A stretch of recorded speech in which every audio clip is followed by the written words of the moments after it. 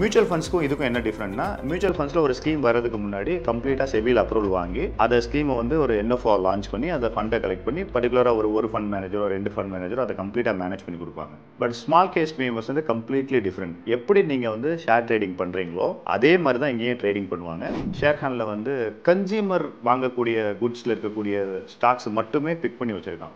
Great Indian consumer அப்படின்ற small case பேர் இருக்குது. அதில் பார்த்தீங்கன்னா அன்றாட நீங்கள் உபயோகப்படுத்துகிற பொருட்களோட ஷேர்ஸ் மட்டும்தான் இருக்கும். நீங்கள் லோ ரிஸ்க்கு போகும்போது உங்களோட ரிட்டர்ன்ஸுமே லோவாக இருக்க வாய்ப்பு இருக்குது. இது நீங்கள் கன்சியூமர் குட்ஸ் போகும்போது என்னென்னா எல்லா சூழ்நிலையுமே அந்த ஷேரோட ரேட் ஏறும். தென் வந்து அதோட ப்ராஃபிட்டபிலிட்டி இன்க்ரீஸ் ஆகும். நீங்கள் இண்டிவிஜுவலாக ஒரு ஷேர்ஸை வாங்கி பை பண்ணி சேல் பண்ணுவீங்களோ அதே மாதிரி ஆன் பிஹாஃப் ஆஃப் யூ அதே பிளாட்ஃபார்மில் அதே மெத்தடில் தான் பண்ண போகிறாங்க. ஒரு ஸ்ட்ராட்டஜி மாதிரி பண்ண போகிறாங்க. ஸோ நீங்கள் உங்களோட டிமேட் அக்கௌண்ட் டெஃபினெட்லி ஒன்று வச்சுருப்பீங்க.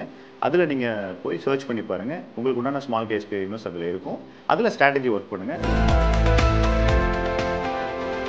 கட்டுமானத்தின் வலிமை, கட்டிடங்களின் பாதுகாப்பு. ஸ்ரீ துர்கா டிஎம்டி கம்பிகள். வணக்கம். நியூஸ் கேஃபே நகர்களுக்கு அஜ்மல் ஃபின்வேலட்லேருந்து. ஒரு பிகினர் வந்து ஈக்விட்டி ஷேர்ஸை சூஸ் பண்ணும்போது ஃபஸ்ட் எடுத்தோடனே ஒரு பயம் இருக்கும். ஃபஸ்ட்டு நம்ம டேரெக்டாக போய் ஈக்விட்டி ஷேர்ஸ் வாங்கலாமா அப்படின்னு. அப்புறம் யோசனை என்ன வரும் அப்படின்னா, நம்ம ஒரு ட்ரைனிங் இன்ஸ்டியூட் போய் ஈக்விட்டியை பற்றி கம்ப்ளீட்டாக தெரிஞ்சுக்கலாம். ஒரு நல்ல ட்ரெயின் ஆனதுக்கப்புறம் நம்ம ஈக்விட்டி ஷேர்ஸை பை பண்ணலாம்னு நினைப்போம். ஆனால் அங்கே என்ன நம்மளுக்கு ஒரு தடங்கள் இருக்குன்னா, இவ்வளோ டைம் நம்ம கொடுத்து இது பார்க்கணுமா, நம்ம வேலையை விட்டு இது பார்க்கணுமே அப்படின்ற ஒரு தயக்கம் இருக்கும். ஸோ அந்த டயத்தில் ஒரு ஃபினான்ஷியல் அட்வைசர் போகலாமா அப்படின்ற ஒரு யோசனையும் சொல்லுவாங்க. நம்மளுக்கும் அந்த யோசனை வரும். ஒரு ஃபினான்ஷியல் அட்வைசர்கிட்ட போகும்போது அவரோட சார்ஜ் ஜாஸ்தியாக இருக்குமோ, இல்லாட்டி அவரோட கைடன்ஸ் வந்து நம்மளுக்கு சரியாக இருக்குமா அப்படின்ற குழப்பம் இருக்குது. நம்மளே சின்ன லெவலில் தான் ஆரம்பிக்க போகிறோம். இந்த மாதிரி தயக்கம்லாம் இருக்கிற நபராக நீங்கள் இருந்தீங்கன்னா உங்களுக்கு உண்டான தீர்வு தான் ஸ்மால் கேஸ் பிஎம்எஸ் அப்படின்றது. இந்த ஸ்மால் கேஸ் பிஎம்எஸ்னால் என்ன அப்படின்னா, நார்மலாக ஒரு ஈக்விட்டி ஷேர்ஸ் வாங்கும்போது ஒவ்வொரு ஸ்டாக்ஸாக நம்ம என்ன செய்வோம், பார்ப்போம், கோத்ரூ பண்ணுவோம். அந்த கம்பெனி வந்து இது நாள் வரைக்கும் எவ்வளோ பெர்ஃபார்மன்ஸ் பண்ணியிருக்கு, அந்த கம்பெனிக்கு எவ்வளோ கடன் இருக்குது, அந்த கம்பெனி இப்போ இண்டஸ்ட்ரியில் வந்து சட்டத்திட்டங்கள், அதாவது கவர்மெண்ட்டோட ஃபோக்கஸ் வந்து இந்த செக்டாருக்கு உகந்ததாக இருக்கா, அந்த மேனேஜ்மெண்ட் நல்லா இருக்கா அப்படின்ற ஒரு பெரிய ஸ்டடி பண்ணி தான் ஒரு ஈக்விட்டி ஷேர்ஸை நம்ம சூஸ் பண்ணுவோம். அதில் நமக்கு நிறைய கன்ஃபியூஷன்ஸ் வரும். இப்போது இதை தீர்வாக எப்படி கொடுக்குறாங்க அப்படின்னா, நீங்கள் நார்மலாக அந்த ஒரு ஷேர் வாங்கணுன்னா டிமேட் அக்கௌண்ட் ஓப்பன் பண்ணுவீங்க. அதில் ஒரு ட்ரேடிங் அக்கௌண்ட் ஓப்பன் பண்ணி கொடுப்பாங்க. அந்த கம்பெனியெல்லாம் என்ன சொல்லுவாங்கன்னா புரோக்கர்ஸ்னு சொல்லுவாங்க. உதாரணத்துக்கு இப்போ க்ரோ அப்ளிகேஷன் யூஸ் பண்ணுறீங்க, மோதிலால் ஓஸ்வால் யூஸ் பண்ணுறீங்க, ஜெரோதா யூஸ் பண்ணுறீங்க, தென் வந்து பார்த்தீங்கன்னா ஷேர்கான் ஒரு கம்பெனி இருக்காங்க, கோடெக் செக்யூரிட்டிஸ், இந்த மாதிரி நிறைய கம்பெனி இருக்காங்க.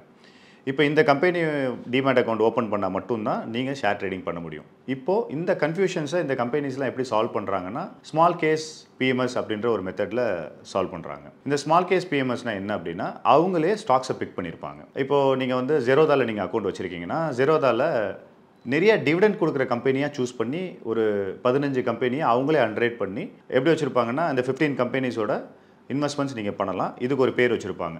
For example dividend yield companies அப்படின்னு வச்சுருக்காங்கன்னு வைங்களேன். அவங்க அதில் என்ன சொல்லுவாங்க அப்படின்னா, நீங்கள் மினிமம் இன்வெஸ்ட்மெண்ட் 1 லட்ச ரூபா பண்ணுங்கள், இல்லை 50,000 ரூபா பண்ணுங்கள் அப்படின்றத அவங்க சைட்லேருந்து தகவல் இருக்கும். தென் வந்து டூரேஷன் அவங்க சொல்லுவாங்க. 6 மாத காலம் வரைக்கும் நீங்கள் வச்சுருக்கலாம், 1 வருஷ காலம் வரைக்கும் வச்சுருக்கலாம் அப்படின்னு. இப்போ இவங்க கொடுக்குற டேட்டா எப்படி கொடுப்பாங்கன்னா, இந்த 15 கம்பெனியும் கன்சால்டேட் பண்ணி டோட்டலாக இந்த ஒரு கம்பெனி 10 இயர்ஸாக என்ன பெர்ஃபார்ம் பண்ணியிருக்கு, 5 இயர்ஸ் என்ன பெர்ஃபார்ம் பண்ணியிருக்கு அப்படின்ற கம்ப்ளீட் டேட்டா கொடுப்பாங்க. அதே மாதிரி இந்த ஸ்மால் கேஸ் பிஎம்எஸ் உங்கள் பேரில் தான் இருக்கும், பட் ஆப்ரேட்டட் பை அந்த புரோக்கர். இப்போ அந்த 15 கம்பெனியில் வந்து பார்த்தீங்கன்னா, ஏதாவது ஒரு கம்பெனி வந்து நல்லா பெர்ஃபார்ம் பண்ணியிருக்கு, ஃபியூச்சரில் அது பெர்ஃபார்மன்ஸ் லோவாக இருக்கோ, இல்லாட்டி இனிமேல் இதில் வச்சுட்டு இருந்தாலும் நெகட்டிவ் போகும் அப்படின்ற வாய்ப்புகள் இருக்குன்னா, அந்த கம்பெனி என்ன பண்ணுவாங்கன்னா, அவங்களே உங்களுக்காண்டி விற்றுருவாங்க. இந்த 15 கம்பெனிஸில் அந்த 2 ஷேர்ஸை விற்று புதுசாக ஏதாவது ஒரு கான்செப்டில் இருக்க 2 ஷேர் வாங்குவாங்க. இப்படி அவங்க மேனேஜ் பண்ணுவாங்க. இது பேர் என்னென்னா சேர்னிங் சொல்லுவாங்க. அதாவது ஒரு ஷேரை வந்து விற்று திருப்பி ஷேரை வாங்குறதுலேருந்து சேர்னிங் சொல்லுவாங்க. இந்த சேர்னிங் ரேஷியோ அதில் ஜாஸ்தி இருக்கும். நம்ம பண்ண வேண்டியது என்ன அப்படின்னா, இந்த கம்பெனிஸில் எந்த கம்பெனிஸ் நம்மளுக்கு உகந்ததாக இருக்குது. ஃபார் எக்ஸாம்பிள் வந்து இப்போ நீங்கள் ரிஸ்கே ஜாஸ்தி எடுக்க மாட்டீங்கன்னா, லோ ரிஸ்க் இருக்கக்கூடிய கான்செப்ட்னு தனியாக வச்சுருக்காங்க. இல்லை எனக்கு ஹை ரிஸ்க் இருக்கக்கூடிய இன்வெஸ்ட்மெண்ட்ஸ்லாம் நான் போகிறதுக்கு ரெடியாக இருக்கேன் அப்படின்னா, அதே மாதிரி ஸ்மாலோ இல்லாட்டி மைக்ரோ கேப் இருக்கக்கூடிய கம்பெனிஸ்லாம் அவங்களே ஒரு ஸ்ட்ராட்டஜிஸ் பண்ணி வச்சுருப்பாங்க. ஸோ நம்ம என்ன செய்யணும்னா, நம்மளுக்கு தகுந்த கரெக்டான ஸ்ட்ராட்டஜிக்குள்ளே போயிட்டு 50,000 பண்ண முடியுமா, 60,000 பண்ண முடியுமா அப்படின்ற இன்வெஸ்ட்மெண்ட்ஸ் பண்ணிவிட்டு அவங்க சொல்கிற டூரேஷனில் வெயிட் பண்ணும் பட்சத்தில் நம்ம டேரெக்டாக இன்வெஸ்ட் பண்ணால் நம்மளுக்கு ஒரு பெரிய ஒரு தயக்கம் இருக்கும். அதாவது மார்க்கெட் விழுந்தால் என்னோட ஸ்டாக் விழுந்துருமா, இதை எப்படி பார்த்துக்கிறது அப்படின்ற ஒரு பெரிய தயக்கம் வந்து கம்ப்ளீட்டாக இங்கே இருக்காது. ஏன்னா இது கம்ப்ளீட்டாக மேனேஜ் பை புரோக்கர்ஸ். இப்போ இடையிலே உங்களுக்கு ஒரு 3 மாதத்துலேயே பணம் தேவைப்பட்டாலுமே இது நீங்கள் விட்ரா பண்ணலாம். அப்படி விட்ரா பண்ணும் பட்சத்தில் அந்த கம்பெனியில் ஒரு சார்ஜஸ் வச்சுருப்பான். ஒவ்வொரு கம்பெனிக்கும் சார்ஜஸ் மாறும். 1% இல்லை 2% அப்படின்னு நீங்கள் இன்வெஸ்ட்மெண்ட் பண்ணுறதுக்கு முன்னாடி ப்ரீ க்ளோஷர் சார்ஜஸ் எவ்வளோ அப்படின்றத நீங்கள் பார்த்துக்குங்க. இந்த மாதிரி மெத்தடில் நீங்கள் பண்ணும் பட்சத்தில் ஸ்மால் கேஸ் பிஎம்எஸில் உங்களுக்கு நிறைய ஈக்விட்டிஸில் வந்து அடிபடாமல் அதே மாதிரி நல்ல ரிட்டர்னும் எடுக்கக்கூடிய ஆப்ஷன்ஸ் வந்து ஸ்மால் கேஸ் பிஎம்எஸ்ல இருக்குது. இப்போ ஒரு டிஃப்ரென்ஷியேட் சொல்கிறேன். மியூச்சுவல் ஃபண்ட்ஸில் வந்து பார்த்தீங்கன்னா ஒரு 50 ஸ்டாக்கை மெயின்டைன் பண்ணி அதை ஈல்டு கொடுக்குற ஒரு பேர் வந்து மேனேஜ் பண்ணுற ஒரு பேர் வந்து ஃபண்ட் மேனேஜர் சொல்லுவாங்க. இப்போ அதே இது வந்து பார்த்தீங்கன்னா ஸ்மால் கேஸ் பிஎம்எஸ்ல இந்த புரோக்கர்ஸில் வந்து ஸ்ட்ராட்டஜிஸ் தான் வச்சிருப்பாங்களே தவிர இங்கே ஃபண்ட் மேனேஜர் யாரும் இருக்க மாட்டாங்க. மியூச்சுவல் ஃபண்ட்ஸ்க்கும் இதுக்கும் என்ன டிஃப்ரெண்ட்னா, மியூச்சுவல் ஃபண்ட்ஸில் ஒரு ஸ்கீம் வரதுக்கு முன்னாடி கம்ப்ளீட்டாக செபியில் அப்ரூவல் வாங்கி அதை ஸ்கீமை வந்து ஒரு என்எஃப்ஓ லான்ச் பண்ணி அதில் ஃபண்டை கலெக்ட் பண்ணி பர்டிகுலராக ஒரு ஃபண்ட் மேனேஜரோ 2 ஃபண்ட் மேனேஜரோ அதை கம்ப்ளீட்டாக மேனேஜ் பண்ணி கொடுப்பாங்க. பட் ஸ்மால் கேஸ் பிஎம்எஸ் வந்து கம்ப்ளீட்லி டிஃப்ரெண்ட். எப்படி நீங்கள் வந்து ஷேர் ட்ரேடிங் பண்ணுறீங்களோ அதே மாதிரி தான் இங்கேயும் ட்ரேடிங் பண்ணுவாங்க. பட் ஸ்ட்ராட்டஜியாக பண்ணுவாங்க. இதுதான் டிஃப்ரெண்ட்.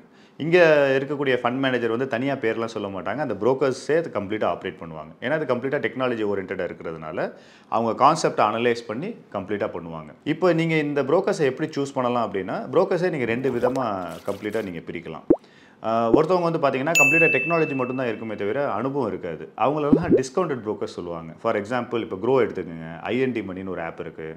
அதே மாதிரி ஜெரோதான்னு ஒரு அப்ளிகேஷன் இருக்குது. இப்போ இவங்கெல்லாம் வந்து ஷார்ட் டேர்மில் டிமேட் ட்ரேடிங்கில் வந்து ரொம்ப பிரபலமாக அப்ளிகேஷனில் டெவலப் ஆயிருக்காங்க. பட் இவங்களுக்கு அனுபவம் வந்து பார்த்தீங்கன்னா ஈக்விட்டியை பொறுத்த வரைக்கும் பெரிய அனுபவம் கிடையாது. இதே இது நீங்கள் அனுபவம் இருக்கக்கூடியவங்க மேனேஜ் பண்ணுறது கொஞ்சம் டிஃப்ரெண்ட்டாக இருக்கும். அவங்களாம் யார் அப்படின்னா, இப்போ ஷேர்கான் எடுத்துட்டீங்க, மோதிலால் ஓஸ்வால் எடுத்துட்டிங்கன்னா அவங்களோட ஆர்ஜினே ஈக்விட்டி தான். ஸோ உங்கள் போர்ட்ஃபோலியோ ஒரு பெட்டராக நீங்கள் வந்து ஒரு அனுபவசாலியோடு நீங்கள் மெயின்டைன் பண்ணணும், புரோக்கரோட மெயின்டைன் பண்ணணும் அப்படின்னா இந்த மாதிரி நீங்கள் ஷேர்கான், ஜெரோதா இந்த மாதிரி போய்க்கலாம். என்ன ஒரு 2க்கு டிஃப்ரெண்ட் அப்படின்னா, நீங்கள் டெக்னாலஜி ஓரியன்டாக போகிறவங்கள்ட்ட அவங்களெல்லாம் டிஸ்கவுண்டட் புரோக்கர் சொல்லுவாங்க. அதாவது நீங்கள் பண்ணக்கூடிய ஷேர் ட்ரேடிங் பண்ணும்போது உங்களுக்கு ஒரு சார்ஜஸ் போகும் பார்த்தீங்களா, அதாவது புரோக்கிங் சார்ஜஸ் போகும் பார்த்தீங்களா, அது வந்து ஒரு 50%லேருந்து கிட்டத்தட்ட ஒரு 60% வரைக்கும் இப்போ ஜெரோதாலேயோ க்ரோலையோ வந்து கம்மியாக இருக்க வாய்ப்பு இருக்குது. ஆனால் ரிட்டர்ன்ஸ் வைஸ் பார்த்தீங்கன்னா ஷேர்கான்லையோ இல்லை மோதிலால் ஓஸ்வால்லையோ இல்லை கோடெக் செக்யூரிட்டிஸ்லையோ இல்லை ஹெச்டிஎஃப்சி செக்யூரிட்டிஸ்லையோ இந்த மாதிரி யாரெல்லாம் வந்து அனுபவம் வாய்ந்த ஒரு டீம் இருக்காங்களோ அந்த டீம் மூலயமா வரக்கூடிய பிஎம்எஸ்ல இன்வெஸ்ட் பண்ணிங்கன்னா ரிட்டர்ன்ஸ் கொஞ்சம் ஜாஸ்தியாக இருக்கிற வாய்ப்பு இருக்குது. இது வந்து கம்ப்ளீட்டாக உங்களோட நீட் பொறுத்து தான். உங்களுக்கு ப்ரோக்கரேஜ் கம்மியாக வேணும்னா நீங்கள் மொபைல் அப்ளிகேஷன் போகலாம். இல்லை எனக்கு வந்து ரிட்டர்ன்ஸ் கொஞ்சம் நல்லா வேணும், எனக்கு வந்து ஒரு எக்ஸ்பீரியன்ஸ்டாக இருக்கக்கூடிய ப்ரோக்கரோட போகணும் அப்படின்னா நீங்கள் இந்த மாதிரி ஆட்களை நீங்கள் சூஸ் பண்ணலாம். இப்போது ஒரு கேள்வி என்ன உங்களுக்கு வரலாம் அப்படின்னா, ஃபினான்ஷியல் அட்வைசர் இந்த ஸ்மால் கேஸ் பிஎம்எஸ்க்கு தேவையா அப்படின்ற ஒரு கேள்வி வரலாம். இப்போது நீங்கள் வந்து இனிஷியல் ஸ்டேஜில் போகிறீங்க, உங்களுக்கு வந்து இது ஒரு ட்ரையல் பேசிஸாக பண்ணணும் அப்படின்னா நீங்கள் ஃபினான்ஷியல் அட்வைசர் தேவையில்லை, டேரெக்டாக நீங்களே சூஸ் பண்ணிக்கலாம். எப்போ இந்த ஃபினான்ஷியல் அட்வைசர் உங்களுக்கு தேவைப்படுவாங்க அப்படின்னா, உங்கள் வயசுக்கு உங்களோட ரிஸ்க் பேராமீட்டர் எப்படி இருக்குது, உங்களோட நோக்கம் என்ன இருக்குது, ட்ரேடிங்காக இருக்கா இல்லை வெல்த் கிரியேஷனாக இருக்கா அப்படின்றத நல்லா அனலைஸ் பண்ணி இந்த ஸ்ட்ராட்டஜிஸில் லோ ரிஸ்க் இது போகலாமா, இல்லை டிவிடெண்ட் ஈல்டு கொடுக்குறது போகலாமா, இல்லாட்டி வந்து கமாடிட்டியும் அண்ட் ஈக்விட்டி ரெண்டுமே சேர்ந்த மாதிரி பிஎம்எஸ் போகலாமா, இல்லை எந்த பிஎம்எஸ் கம்பெனியை சூஸ் பண்ணலாம், அதில் எந்த ஸ்மால் கேஸ் பிஎம்எஸ் உங்களுக்கு கரெக்டாக இருக்கும் அப்படின்றது மாதிரி சூஸ் பண்ணுறதுக்கு ஃபினான்ஷியல் அட்வைசர் தேவைப்படுவாங்க. எப்போ அப்படின்னா, ஒரு போர்ட்ஃபோலியோ உங்கள் போர்ட்ஃபோலியோ ஒரு 5 லட்சத்துக்கு மேலே போகுது, ஒரு 10 லட்சத்துக்கு மேலே போகுது அப்படின்னும் போது டெஃபினெட்லி ஒரு அட்வைசரோ ஒரு வெண்டாரோ உங்கள் கூட ட்ராவல் பண்ணால் உங்களுக்கு வந்து போர்ட்ஃபோலியோ வெல்த் கிரியேஷனுக்கு நல்லா இருக்கும். இதே இது நீங்கள் ட்ரேடிங் தான் நான் பண்ண போகிறேன், என்னோட போர்ட்ஃபோலியோ வந்து ஒரு 50,000க்கு மேலே போக போகிறதில்ல, 1 லட்சத்துக்கு மேலே போக போகிறதில்ல அப்படின்ற முடிவில் நீங்கள் இருக்கீங்க அப்படின்னா ஃபினான்ஷியல் அட்வைசர் தேவையில்லை, இந்த புரோக்கரே உங்களுக்கு போதுமானது. அதே மாதிரி இப்போது கவர்மெண்ட் கம்ப்ளைண்ட்ஸ் பார்த்தீங்கன்னா, எப்படி வந்து மியூச்சுவல் ஃபண்ட்ஸில் வந்து செபி வந்து அப்ரூவ் பண்ணியிருக்காங்களோ அதே மாதிரி இந்த புரோக்கர்ஸ் எல்லாருமே வந்து பார்த்தீங்கன்னா இட்ஸ் அப்ரூவ்ட் பை செபி தான். ஸோ இதில் ஒரு பெரிய டிஃப்ரெண்ட்லாம் ஒன்றும் கிடையாது. நீங்கள் இண்டிவிஜுவலாக ஒரு ஷேர்ஸை வாங்கி பை பண்ணி சேல் பண்ணுவீங்களோ அதே மாதிரி ஆன் பிஹாஃப் ஆஃப் யூ அதே பிளாட்ஃபார்மில் அதே மெத்தடில் தான் பண்ண போகிறாங்க, ஒரு ஸ்ட்ராட்டஜி மாதிரி பண்ண போகிறாங்க. இதுவுமே செபி அப்ரூவ்ட் தான், நீங்கள் அதை பற்றி எதுவும் பயப்படவே தேவையில்லை. ஸோ நீங்கள் உங்களோட டிமேட் அக்கௌண்ட் டெஃபினெட்லி ஒன்று வச்சுருப்பீங்க, அதில் நீங்கள் போய் சர்ச் பண்ணி பாருங்கள், உங்களுக்கு உண்டான ஸ்மால் கேஸ் பிஎம்எஸ் அதில் இருக்கும், அதில் ஸ்ட்ராட்டஜி ஒர்க் பண்ணுங்கள். இது நிறைய கம்பெனிஸ் இப்போ வந்து ஃபார் எக்ஸாம்பிள் வந்து பார்த்தீங்கன்னா, இப்போ ஜெரோதாவில் இருக்கிற சில கான்செப்ட் வந்து மோதிலால் ஓஸ்வாலில் இருக்காது, மோதிலால் ஓஸ்வாலில் இருக்கிறது ஷேர்கானில் இருக்காது. ஏன்னா ஸ்ட்ராட்டஜின்னு வரும்போது இது ஒரு பெரிய ஓஷன், ஒரு சின்ன ஸ்ட்ராட்டஜியில் அடக்க முடியாது. இப்போது ஃபார் எக்ஸாம்பிள் வந்து பார்த்தீங்கன்னா, ஷேர்கானில் வந்து கன்சியூமர் வாங்கக்கூடிய குட்ஸில் இருக்கக்கூடிய ஸ்டாக்ஸ் மட்டுமே பிக் பண்ணி வச்சுருக்கான். கிரேட் இந்தியன் கன்சியூமர் அப்படின்ற ஸ்மால் கேஸ் பேர் இருக்குது. அதில் பார்த்தீங்கன்னா அன்றாட நீங்கள் உபயோகப்படுத்துகிற பொருட்களோட ஷேர்ஸ் மட்டும்தான் இருக்கும். இதே இது வந்து நீங்கள் ஜெரோதாவில் போகிறீங்கன்னா லோ ரிஸ்க், இது வரைக்குமே வந்து பெரிய வாலிட்டாலிட்டி, பெரிய மார்க்கெட் இறங்கினாலும் இது இறங்காது ஸ்டாக்ஸ் அப்படின்றது மாதிரி ஸ்டாக்ஸ் பிக் பண்ணுற ஸ்மால் கேஸ் பிஎம்எஸும் இருக்க தான் செய்யுது. ரெண்டுக்கு இருக்கிற டிஃப்ரெண்ட் என்ன அப்படின்னா, நீங்கள் லோ ரிஸ்க் போகும்போது உங்களோட ரிட்டர்ன்ஸுமே லோவாக இருக்க வாய்ப்பு இருக்குது. இதே இது நீங்கள் கன்சியூமர் குட்ஸ் போகும்போது என்னென்னா, எல்லா சூழ்நிலையுமே அந்த ஷேரோட ரேட் ஏறும், தென் வந்து அதோட ப்ராஃபிட்டபிலிட்டி இன்க்ரீஸ் ஆகும். இந்த இடத்துல எங்கே நீங்கள் வந்து பிளேஸ் ஆக போகிறீங்க அப்படின்றத நீங்கள் வந்து சின்ன லெவலில் இருக்கும்போது நீங்கள் முடிவு பண்ணலாம். ஒன் ஸ்டேஜுக்கு மேலே போகும்போது அந்த டயத்தில் தான் ஃபினான்ஷியல் அட்வைசர்ஸ் தேவைப்படுவாங்க. அவங்களும் செபி அப்ரூவ்டாக இருந்தால் உங்களுக்கு ஒரு நல்ல அட்வைஸ் கொடுக்கறதுக்கு வாய்ப்புகள் இருக்குது. இந்த ஸ்மால் கேஸ் பிஎம்எஸ் வந்து பார்த்தீங்கன்னா நார்மலாக செட் ஆகிறது யாருக்கு அப்படின்னா, நீங்கள் இப்போ தான் என்ட்ரு ஆகிறீங்க. ஃபார் எக்ஸாம்பிள் நீங்கள் ஒரு 25 வயசில் இருக்கீங்க, இப்போ தான் நீங்கள் வந்து இன்கம் ஏர்ன் பண்ண ஆரம்பிக்கிறீங்க, எல்லாரும் ஈக்விட்டி ஷேர்ஸ் நல்லா இருக்குது அப்படின்னு பேசுகிறாங்க. உங்களுக்கு வந்து உள்ளே போகணும்னு நினைக்கிறீங்க, பட் பயமாக இருக்குது. ஃபினான்ஷியல் அட்வைசர் போகலாமா, இல்லாட்டி டேரெக்டாக போகலாமா, இல்லை ட்ரைனிங் எடுத்து போகலாமா, இந்த மாதிரி பெரிய குழப்பத்தில் இருக்கீங்க அப்படின்னா உங்களுக்கு இது கரெக்டாக சூட் ஆகும். இது ஒரு 2 வருஷம் 3 வருஷத்தில் இது எப்படி ஒர்க் ஆகுது அப்படின்றத நீங்கள் நல்லா தெரிஞ்சதுக்கப்புறம், அதுக்கப்புறம் நீங்கள் போர்ட்ஃபோலியோ பெருசு பண்ணும்போது நீங்கள் அடுத்தடுத்த அவென்யூஸ் நீங்கள் போகலாம். ஸோ இனிஷியல் ஸ்டேஜில் போகிற எல்லாத்துக்குமே இது சூட் ஆகிறதுக்கு வாய்ப்பு இருக்குது. ஏன்னா இதோட இன்வெஸ்ட்மெண்ட் வேல்யூன்றது ரொம்ப கம்மி. இப்போ வந்து பார்த்தீங்கன்னா, இப்போ நான் சொன்னது மாதிரி இந்த புரோக்கர்ஸ் எல்லாருமே அவங்களே நல்லா அனலைஸ் பண்ணி தான் இந்த ஸ்டாக்ஸ் எல்லாம் வச்சுருக்காங்க. இது 100% ப்ராஃபிட் எல்லா சினாரியிலும் கொடுக்குமா அப்படின்னா டெஃபினெட்லி அதை நம்ம உத்தரவாதம் சொல்ல முடியாது. ஏன் அப்படின்னா, இப்போ ஒரு கண்ட்ரி இப்போ ஒரு உதாரணத்துக்கு ரஷ்யாவுக்கும் யுக்ரைனுக்கும் ஒரு சண்டை வருதுன்னு வைங்களேன், டெஃபினெட்லி அதோட எக்கனாமி பாதிக்கப்படும். அந்த மாதிரி சினாரியோ இருக்கட்டும். இல்லாட்டி கவர்மெண்ட்டில் வந்து ஏதாவது ஒரு செக்டாருக்கு அகேன்ஸ்டாக, இல்லை ஃபார் எக்ஸாம்பிள் வந்து இப்போ ரீசெண்டாக பிளாஸ்டிக்லாம் யூஸ் பண்ணக்கூடாதுன்னு சொன்னாங்க. அந்த மாதிரி ஒரு பெரிய ஒரு கம்ப்ளைண்ட்ஸ் ப்ராப்ளம் வந்தாலுமே அந்த செக்டர் பாதிக்கிறதுக்கு வாய்ப்பு இருக்குது. இது போக அந்த மேனேஜ்மெண்ட்டுக்குள்ளே இப்போது டாட்டாவோட ப்ராப்ளம் முன்னாடி வந்தது. சைலஞ்சர் மிஸ்ரி அப்படின்னு இருந்தார். இப்போ அந்த சிஇஓக்குள்ளே ப்ராப்ளம் வரும்போது டாட்டாவோட ஸ்டாக்ஸ்லாம் அந்த டயத்தில் பயங்கரமாக குறைஞ்சிச்சு. ஸோ இந்த மாதிரி எக்ஸ்டர்னல் ஃபேக்டர்ஸ் நிறைய இருக்குது. அதாவது ஒரு ஸ்டாக்ஸ் வந்து இறங்குறதுக்கு உண்டான வாய்ப்புகள் இருக்குது. இப்போ இது எதுவுமே வந்து இந்த ப்ரோக்கிங் மூலிமா ஆப்ரேட் பண்ணால் இந்த ரிஸ்க் இருக்காதா அப்படின்னா டெஃபினெட்லி அந்த ரிஸ்க் இருக்க தான் செய்யும்.